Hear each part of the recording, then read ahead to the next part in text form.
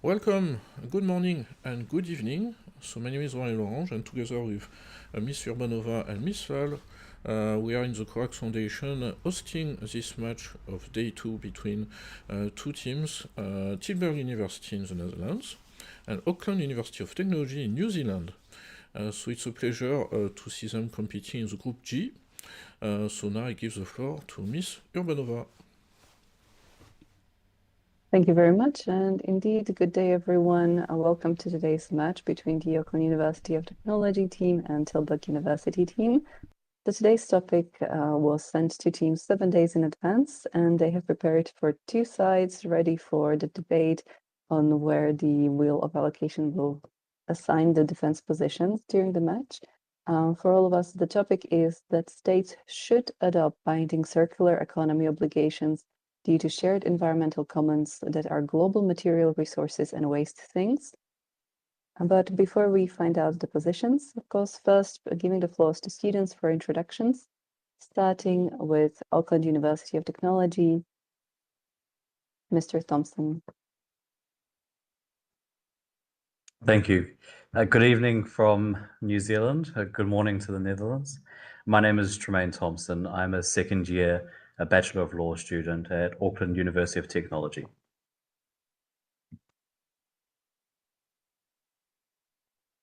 Microphone. Thank you. From Tilburg University, Ms. Babic. Hello, everyone. My name is Dora Babic, and I'm in my first year of global law at Tilburg. Welcome. Mr. Chatwell from Auckland University of Technology. Good evening and good morning. My name is Jazz Chatwal, and I'm in my second year of a Bachelor of Laws. Welcome. And Mr. Kutima of Tilburg University. Hi, I'm Bartosz. I'm a second year global law student, and good luck, everyone. Welcome. And in a short moment, you should be able to see the allocation of the positions. If I can just get confirmation that you do. Yes. Thank you. Yes. So there are two possibilities for each team, in favor and against. And for today's debate, the Auckland University of Technology will defend the against position. Thus, we will be starting the opening by the Tilburg University debate team, arguing for the statement, and thus that the state should adopt binding circular economy obligations due to shared environmental commons that are global material resources and waste things. You now have 5 minutes to finalize your preparations. Feel free to close your cameras and mics.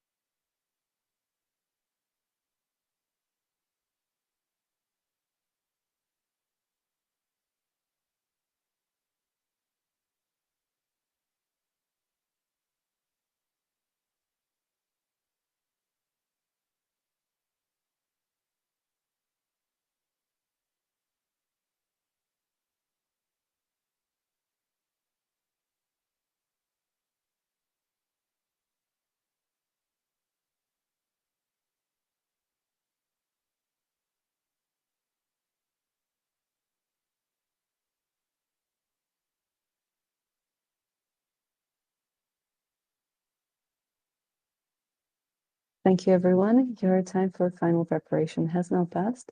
We'll proceed by hearing the opening statements for the in favor position. Tilburg team, you have 4 minutes. All right, let me just set my timer.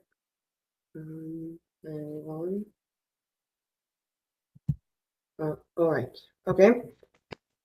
Perfect. I'm starting in 3, 2, 1.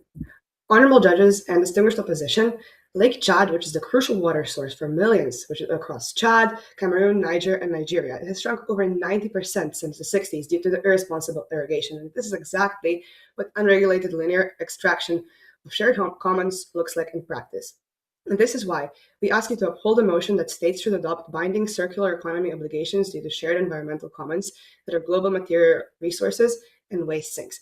And we should do that for 2 arguments. First, is that international law is failing to keep pace, and second is that this is the only way to protect the economies of developing nations. Firstly, we need to acknowledge that the current system is broken. So there are 9 planetary boundaries. Those are the scientifically defined limits in which human society can operate, and we have already breached 7 of them. This shows that the current global economic model is not approaching failure, it's basically already there. And the international law in practice is failing to keep up, as we have seen in 1996 in the ICJ's nuclear weapons advisory opinion. They had admitted that the law had not developed fast enough to answer fundamental questions. And currently, the environmental law is facing the same problem, because since Rio in 1992, emissions and material waste have risen every decade. And the problem is not that the framework doesn't exist, the problem is that it's not enforced. So why is this important? This is important because linear material use drives over 90% of biodiversity loss, and only 7.2% of material cycles back. And it is proven by the Ellen MacArthur Foundation that circular economy across sectors can cut global emissions by 50%. This shows us that the solution exists, and the only thing we need to do is implement it.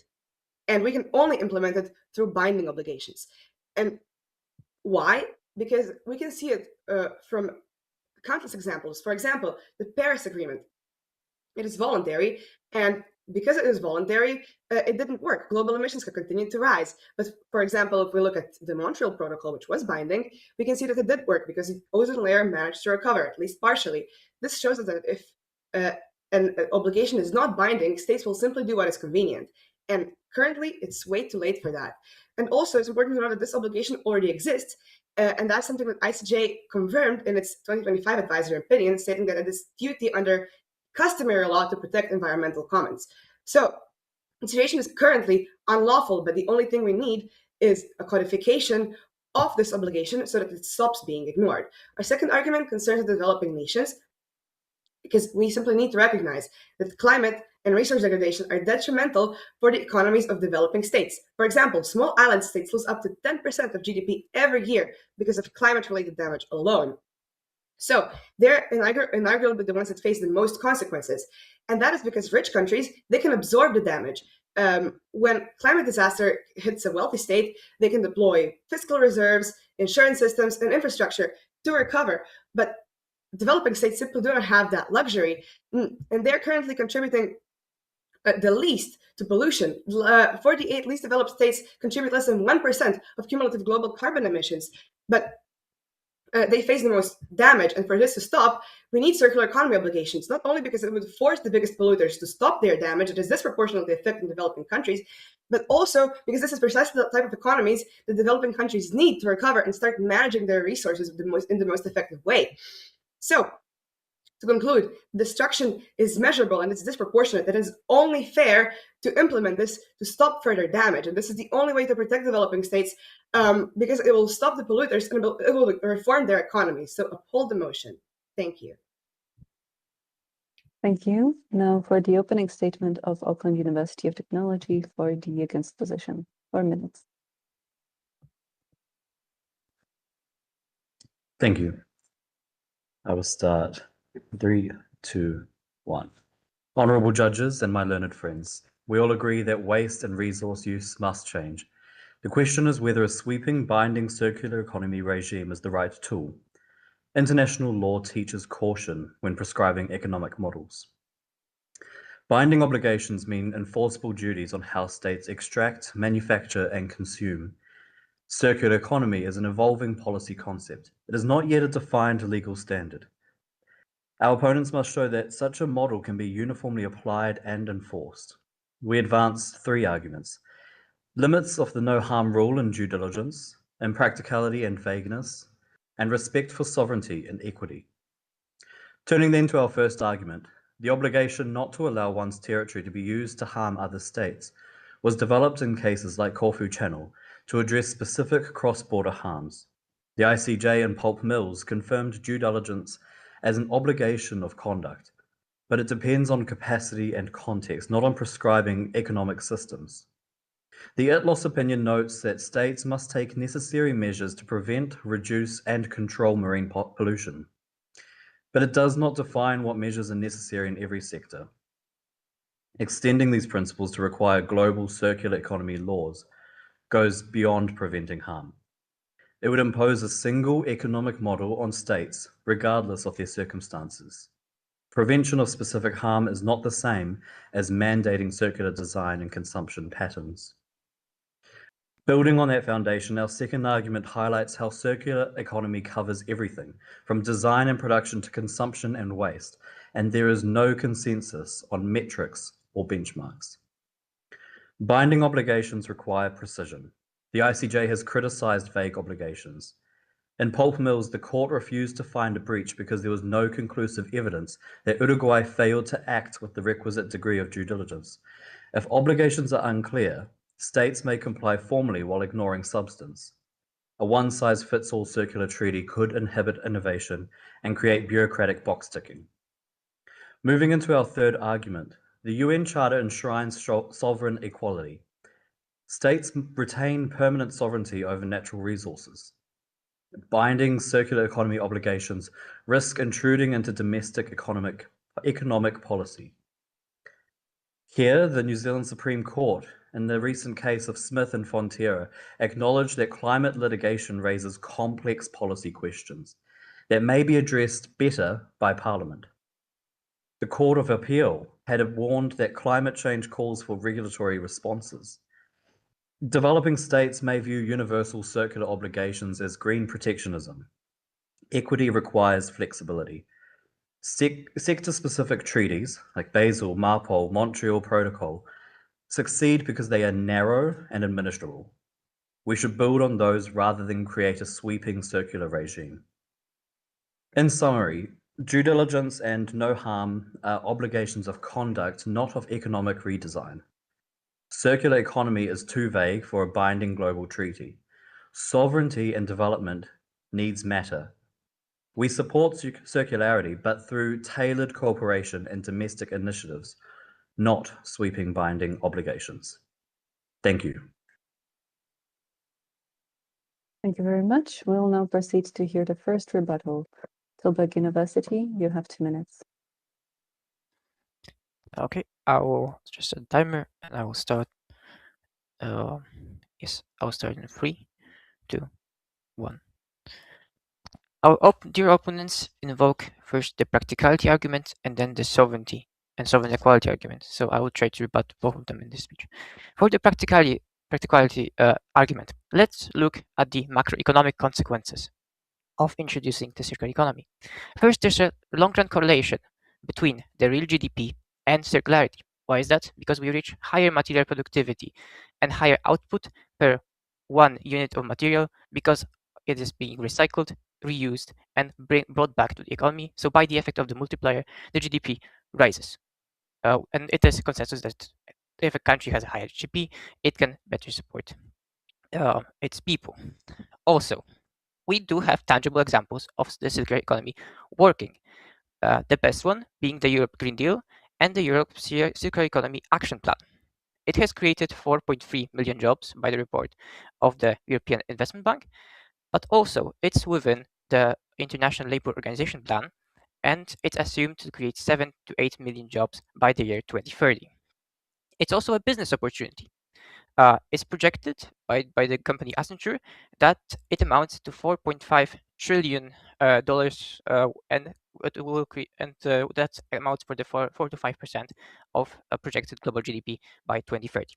Now let's move to the sovereignty argument. So our opponents invoke the Corfu Channel case. We also want to do it, and the principle of sit utere tuo, which means that inaction is also a sovereignty violation, and those countries are affected by something that happens in another state. That's why we need to act globally to address those issues.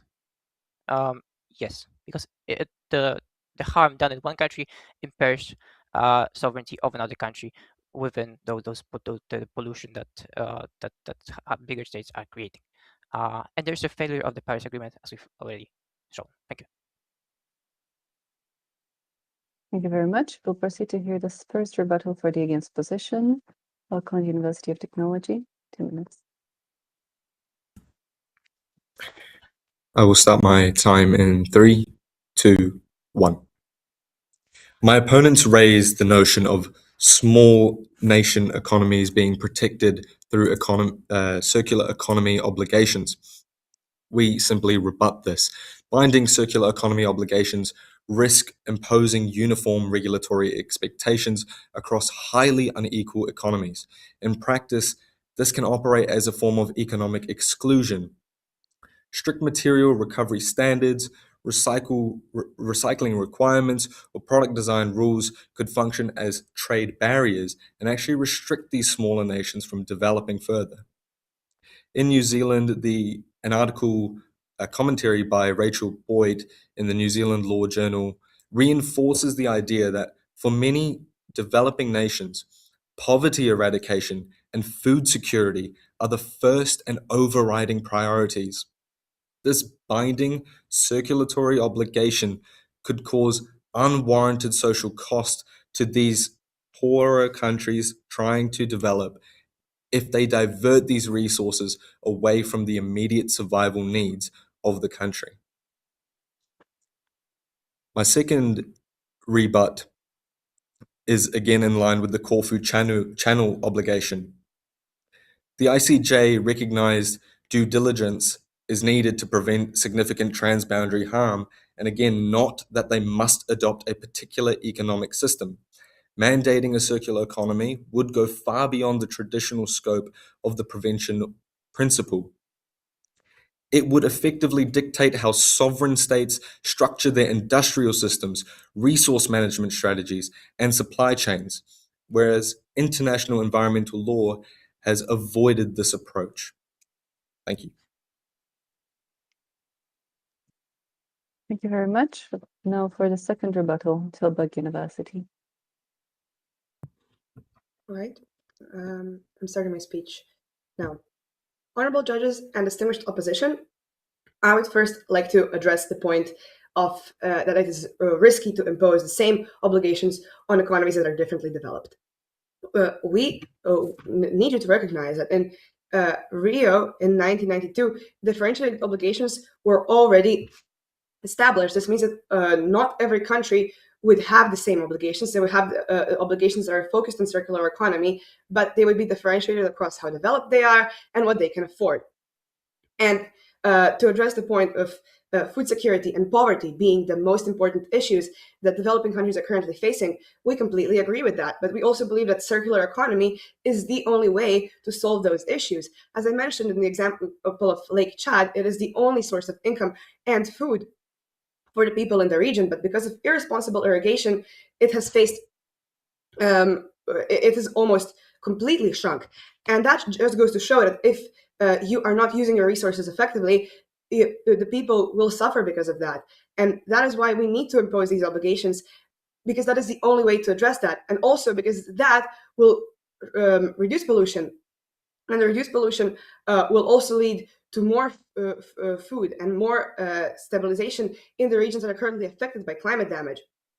And we believe, to address the sovereignty point, we believe that currently the only way to solve the issue is to impose a binding obligation, because this is an issue that is simply so urgent, we cannot afford to wait for every state to do it voluntarily, especially because what is currently happening under the ICJ advisory opinion is breaching international law, and we simply see this as the only solution that can work.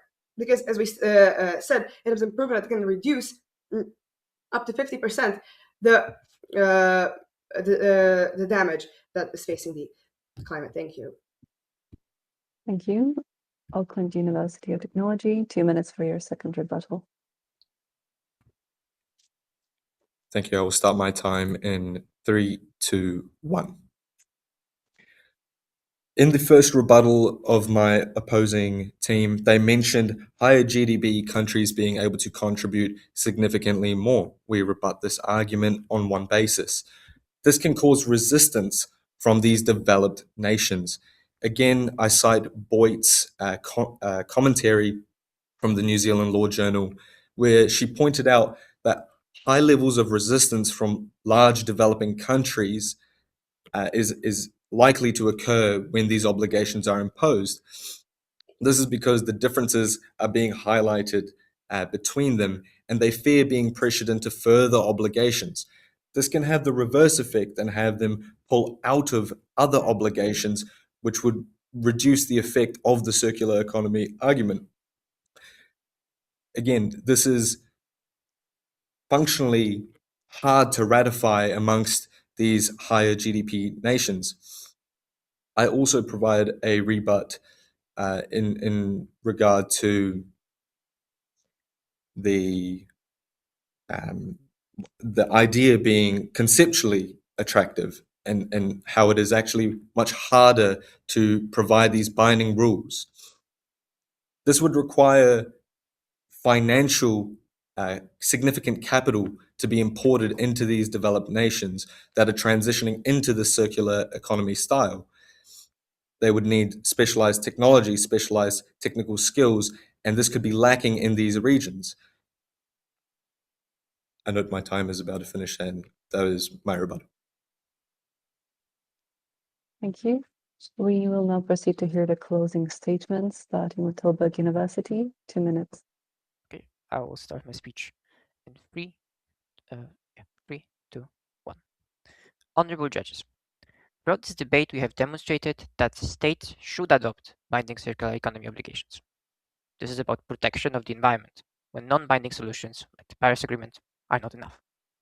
Now my teammate has demonstrated that first, international law already imposes an active duty to prevent environmental damage, and that circular economy binding obligations are fundamental to fulfill it. Now, our opponents argued that there would be opposition from other countries. But within the UN 2030 agenda, 193 countries agree with that the circular economy is the only way to, and the best way, and the fastest way to achieve all those sustainable development goals. Our opponents invoke sovereignty, but we have demonstrated that sovereignty can be also impaired by actions within the domestic level.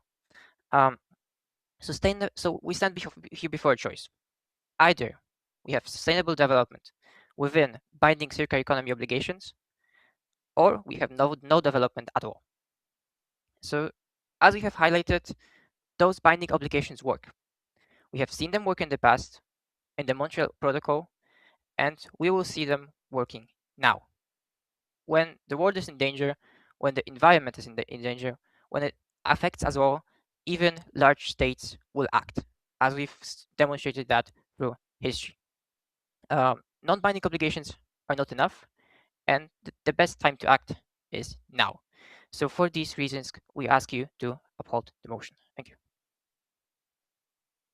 Thank you very much. Now for concluding statements in against position, Auckland University of Technology, 2 minutes.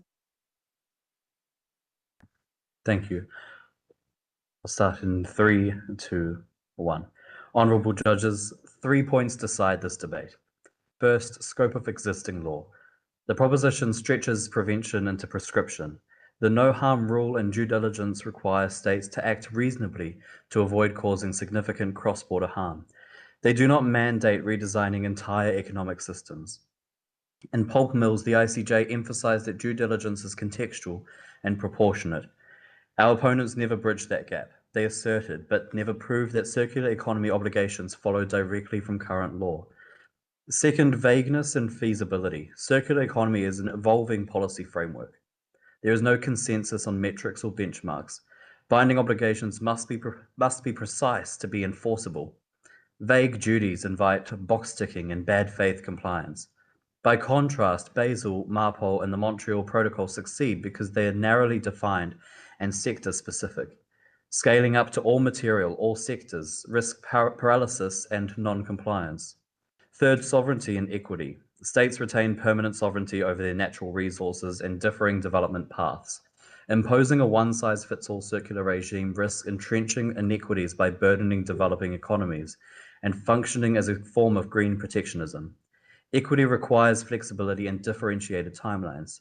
Domestic laws like New Zealand's Waste Minimisation Act and targeted treaties allow states to tailor circular policies to their circumstances. The propositions model removes that flexibility. At best, the affirmative gives you symbolism. At worst, it foists vague obligations that undermine buy-in and fairness. We agree the circular economy is vital, but law should guide, not dictate. Real progress comes from sector-specific agreements, domestic innovation, and cooperative frameworks that respect sovereignty and development. True cooperation requires flexibility, not a single blueprint. And for those reasons, we ask you to reject the motion. Thank you. Thank you. Thank you to the two teams. This concludes your day 2 match. You can all now relax. You are no longer under evaluation. Well done on preparing for your arguments and for executing them during the debate. As per the rules, the judges have 2 working days to observe the match. Once they submit the scoring cards, we'll review them and we'll share them with you so you can anticipate the results in the early parts of the next week, most likely. And your day 3 topic will be sent 7 days in advance. And for the teams that started a bit late and their day 1 match is a bit delayed, you will have the same with the day 1. But already now we have an option to do a bit of feedback on the debate, on how was the preparation for you, perhaps if you were familiar with the topic to a certain extent.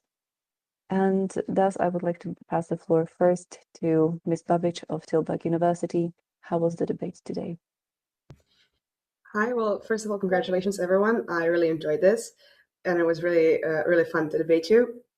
I thought it was an interesting topic. There's so many angles to look at it from.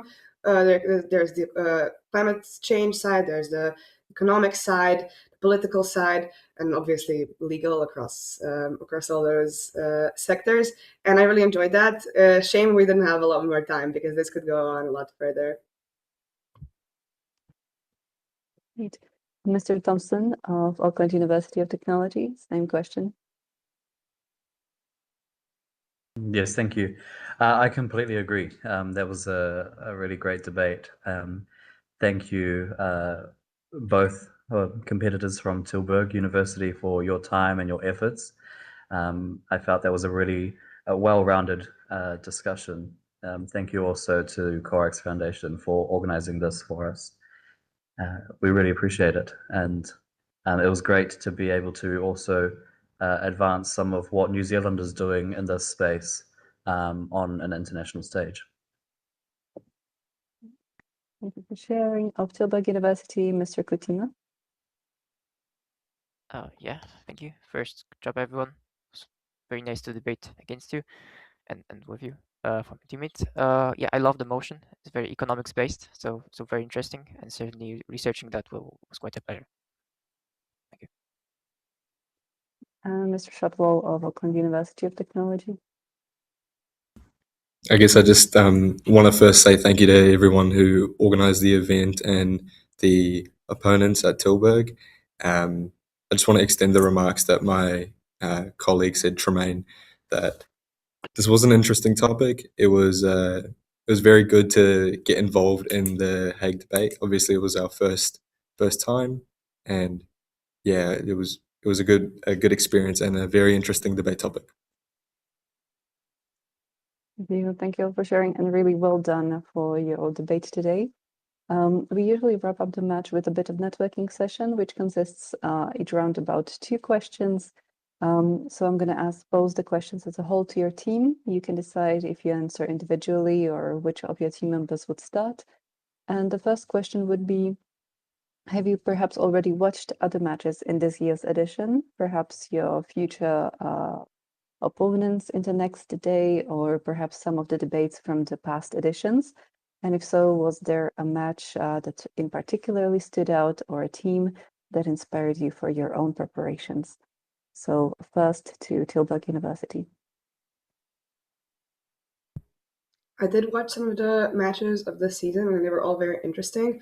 So it was really also nice to see different styles of debating, and yeah, it was really enjoyable, and I'm excited to maybe see some of them in the future.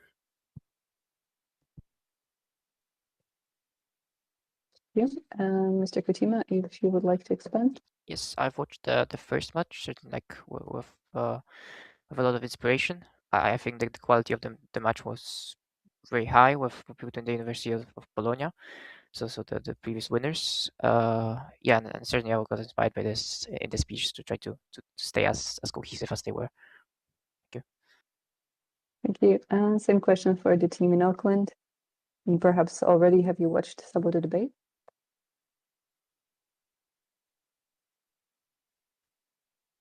We watched Tilburg's the first match, and other than that, we've been trying to not get too many hints and tips from other competitors and focus on preparation for our one. But we really enjoyed that match and the debate style, which is quite new to us and to our university.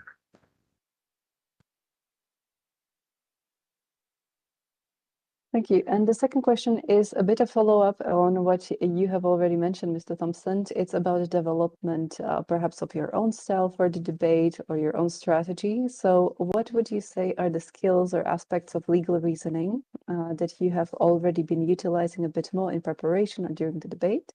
Or did you feel you need to pay a bit more attention as you go forward in the next days for this competition? So perhaps first to Auckland.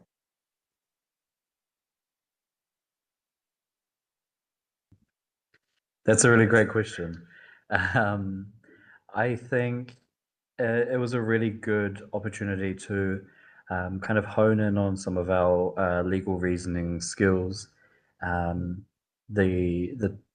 motion itself required quite a bit of interpretation work and research work. It was outside of our area of expertise, so that was really great opportunity to develop some of those key legal skills. And for Tilburg, how would you choose to describe the skill that you are utilizing the most or being challenged most with? I think maybe when prepping to do everything in like very short bullet points, that makes it a lot easier for me to just give a speech, well, like explaining what I already know instead of reading it or relying on what I learned to say beforehand. And that also then allows me to be more responsive in the rebuttals.